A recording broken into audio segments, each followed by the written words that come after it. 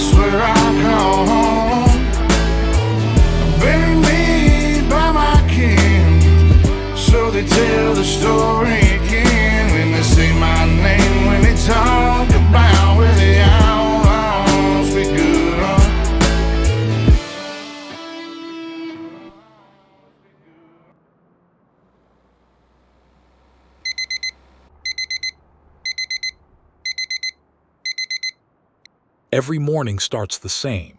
That damn alarm, the smell of pine dust in the air, and the weight of a name I didn't ask for. Riverbend's been in my family for 3 generations. Cattle, timber, and now mining.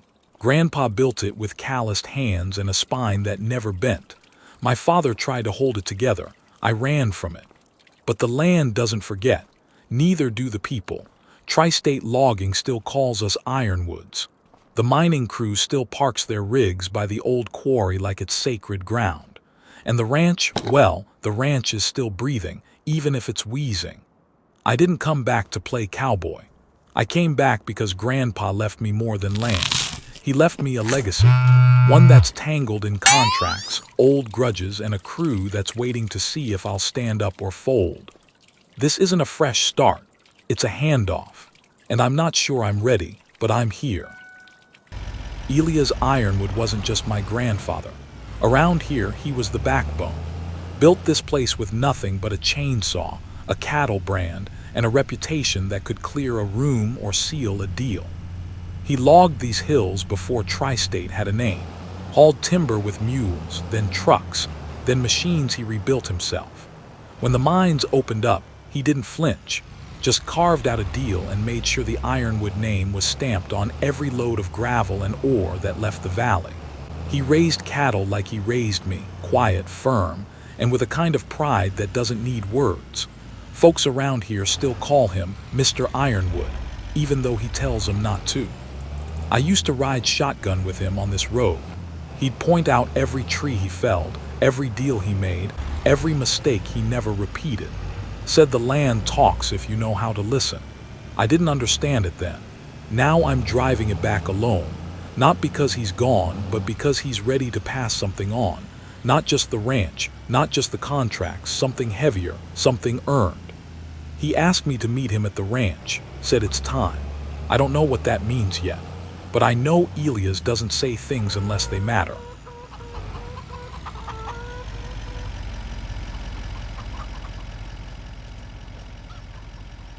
You know, Jace, I've spent my whole life building this place. Every fence post, every timber contract, every head of cattle, none of it came easy. But I never did it for ease. I did it for legacy. And now you're here. Not because you had to. Because you chose to. That means more to me than you'll ever know. When your father passed, I saw something shift in you. You didn't run. You didn't fold. You stepped up. Quietly. Steadily. Just like he would've. And I know he'd be proud, hell, I know he is. This ranch, this valley, it needs someone who can carry the weight and still look forward. Someone who knows the land but isn't afraid to challenge it. That's you, Jace.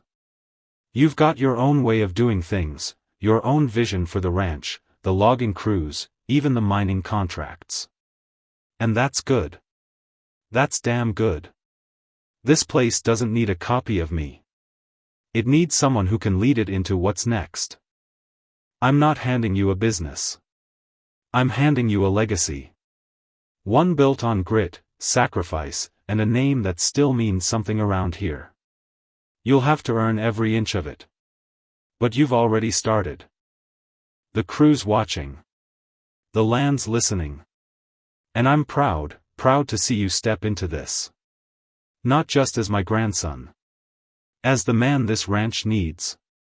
So here it is. The keys. The contracts. The weight. Take it. Make it yours. And when you feel lost, walk the fence line. You'll find your way. This land remembers, Jace. And now, it's your turn to leave a mark.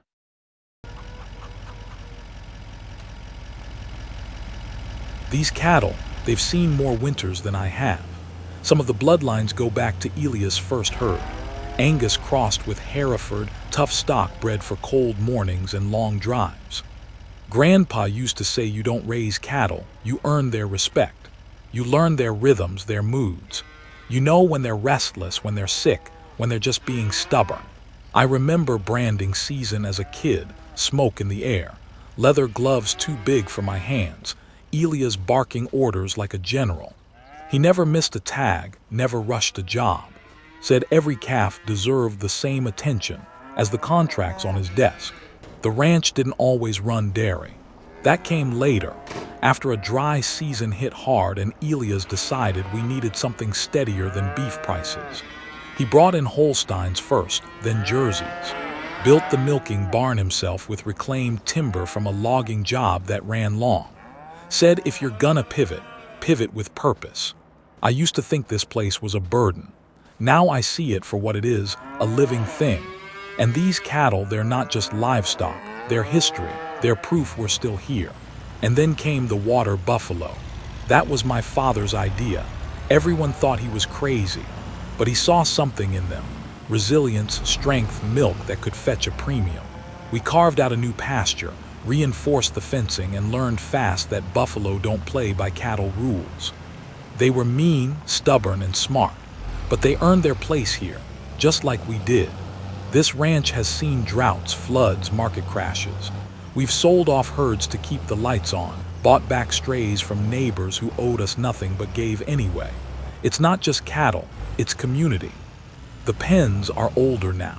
Fences sag, but the heart of it's still beating. Every feed bucket, every gate latch, every hoofprint in the mud, it's all part of the rhythm, and I'm starting to hear it again. The timberline's always been the edge of something. The edge of the ranch, the edge of the valley, the edge of what Elias was willing to risk. He staked the first logging claim here in '78. Back then it was all hand-felled pine and sweat equity. No GPS, no drones, just a chainsaw, a compass, and a gut feeling about where the land would give. We've expanded since then. Tri-State Logging runs 3 active claims now, North Ridge, Creek Bend, and the Old Fire Trail. Each one's got its own rhythm, its own hazards. And Ray knows them better than anyone. Ray's been with us 26 years. Started as a greenhorn with a busted knee and a chip on his shoulder. Now he's our superintendent. Doesn't say much, but when he does, you listen. He's the kind of man who can read a tree like a ledger. Knows when it's ready, when it's risky, and when it's sacred. He kept the crews running when Dad passed, held the line when contracts dried up, and he never once asked for credit. Just showed up, sharpened his saw, and got to work. Logging's not just cutting trees. It's managing risk, reading terrain, and keeping men safe in places that don't forgive mistakes. Ray's the reason we've never had a fatality, and he's the reason I trust this operation to keep running while I figure out the rest. Some folks think the ranch is the heart of Riverbend, but the timberline, that's where the pulse is, and Ray's the one keeping it steady. Ray doesn't run his crews with a clipboard. He runs them with instinct, with presence, with a kind of quiet that makes men straighten up without being told. He's been with Tri-State logging longer than most of the trees we're cutting. Each one of Ray's claims has got its own terrain, its own temperament. Ray knows them like he knows his own boots. He walks the line every morning before the crew clocks in, checks the terrain, the weather, the machines, doesn't say much, but if something's off, he's already fixing it before anyone else notices. Ray's crews don't waste time. They don't cut corners. He's got a system, staggered felling, double-check rigging, rotate operators to avoid fatigue. It's not flashy, it's not fast, but it's safe, efficient, and it works. He doesn't tolerate shortcuts, not in the woods, not with safety, not with the Ironwood name. He says every tree we take should be worth the risk it took to fell it. That kind of thinking, it's rare. Ray's not just a superintendent. He's a steward of the land, of the men, of the legacy. And when he's out there, boots in the mud, eyes on the canopy, you get the feeling the forest listens to him. Some folks lead with volume. Ray leads with gravity. And around here, that's what keeps the saws sharp and the crews steady. Morning, boss. North Ridge is running clean. We cleared the second stand by 9. No breakdowns, no injuries. Cody's finally got the swing rhythm dialed in, he's moving like he's been here 10 seasons. Creek bend's dragging a little. Ground still soft from last week's runoff. I rerouted the forwarder to the high line, adds an hour, but it's safer. Marcus flagged a few unstable slopes near the bend. I'll walk it myself after lunch. Fire trails where we hit a snag. One of the feller bunchers blew a hydraulic line. Nate's on it now, but we're down a rig till mid-afternoon. I pulled the gravel haul crew to keep logs moving. Not ideal, but it'll hold. Also, saw flagged tape near the west boundary. Might be county surveyors poking around the old easement.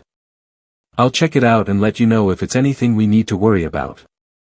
No safety issues. No missed quotas. Just a busted hose and some soft ground. Typical Tuesday. You want me to push Creek Bend harder or let M pace it out? They're working smart, but we're half a day behind on that claim. I'll take the service truck up to Fire Trail after lunch.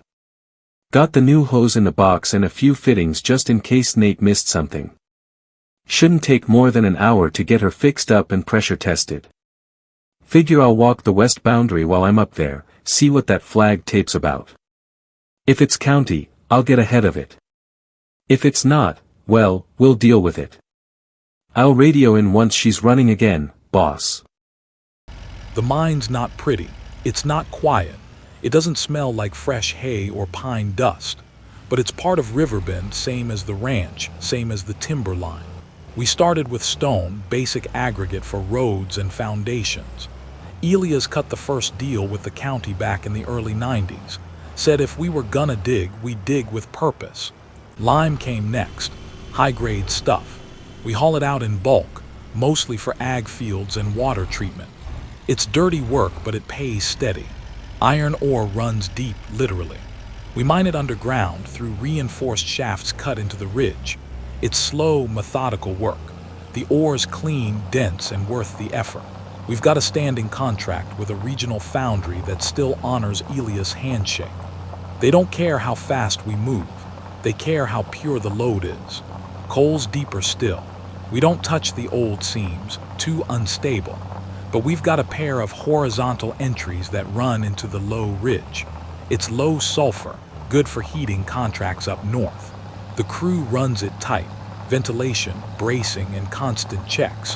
One bad shift and the whole slope could close in. I keep a close eye on that site. Won't let a man go down unless the ground's talking right. Then there's the dirt and sand. Doesn't sound like much, but it's the backbone of half the valley's construction. We screen it, grade it, and haul it by the ton. Contractors love our mix, clean fill, no junk. We've got a pit crew that runs like clockwork. Fast, efficient, no drama. The mine's not glamorous. It's loud, hot, and unforgiving, but it's ours. Every load that leaves this valley carries the Ironwood name, and that means something. I used to think the mine was just a side hustle. Now I see it for what it is, a foundation. Elias didn't open the mine for profit. He opened it for survival. The ranch was bleeding cash, the timber contracts were seasonal, and the valley was changing. So he dug, not just into the hillside, but into the future. He and my father cut the first shaft by hand. No permits, no engineers, just a borrowed drill rig, a diesel compressor, and a whole lot of faith. They reinforced it with reclaimed timber from the old mill and braced it with steel salvaged from a retired rail line. That tunnel still stands. We call it Ironwood Entry. Dad spent more time underground than he did in the house. Said the mine was honest. It didn't care who you were, it just demanded respect. He taught me how to read the rock, how to listen for shifts, how to look out for H2S gas and sense it before the meters did. I didn't understand it then. I do now. When he passed, the crew didn't ask who was in charge. They just looked at me, and I knew I had to carry it. Not just the farm and ranch, not just the contracts. The whole damn legacy. We've modernized since then, ventilation, reinforced shafts, digital mapping, but the soul of it's still the same. Every time I walk into that tunnel, I feel them. Elias, my father, the men who dug before me. We don't mine for headlines. We mine for purpose, for grit, for the kind of pride that doesn't need to be spoken. And every load of iron, coal, dirt, or sand that leaves this valley carries more than weight. It carries history. The mine runs on machines, sure, but it breathes because of the crew.